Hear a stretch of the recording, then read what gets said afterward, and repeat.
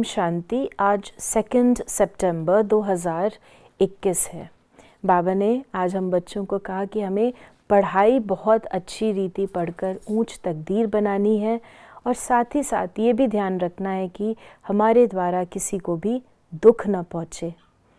आज बाबा ने हम बच्चों को वरदान दिया, लाइट हाउस की स्थिति द्वारा पाप कर्मों को समाप्त करने वाले पुण्य आत्मा भव।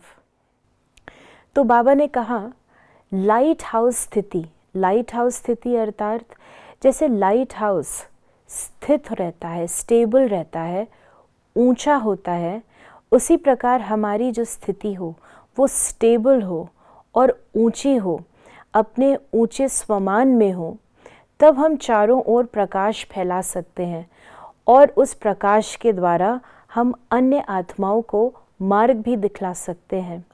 जहाँ प्रकाश होता है वहाँ किसी भी प्रकार का पाप नहीं होता। ऐसे भी हम देखते हैं कि जहाँ अंधेरा होता है वहाँ कोई भी प्रकार का जानवर आ सकता है, सांप आ सकता है, गलत प्रकार का व्यक्ति आ सकता है। लेकिन जब अंधेरे में हम रोशनी कर देते हैं तो वहाँ कोई जानवर भी नहीं आता, कोई इस प्रकार के गलत कार्य करने से भी लोग हिचकते हैं। इसी प्रकार जब ज्ञान रोशनी होती है, आत्मस्मृति से आत्मा चमक रही होती है, अपने स्वरूप में होती है, वहाँ बाप की याद रहती है और उस याद में, रोशनी में पाप आ नहीं सकता।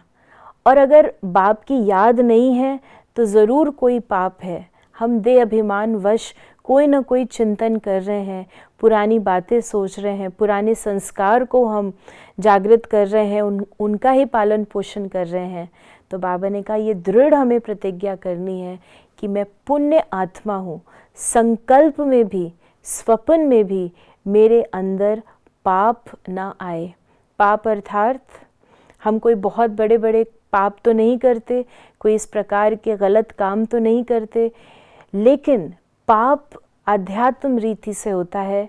अगर हमारे कर्म थोड़े अंश मात्र भी काम, क्रोध, लोभ, मोह, अभिमान से की वजह से हम कर रहे हैं, हमारे अंदर इस प्रकार के विचार आ रहे हैं और इन सब का कारण है देह अभिमान।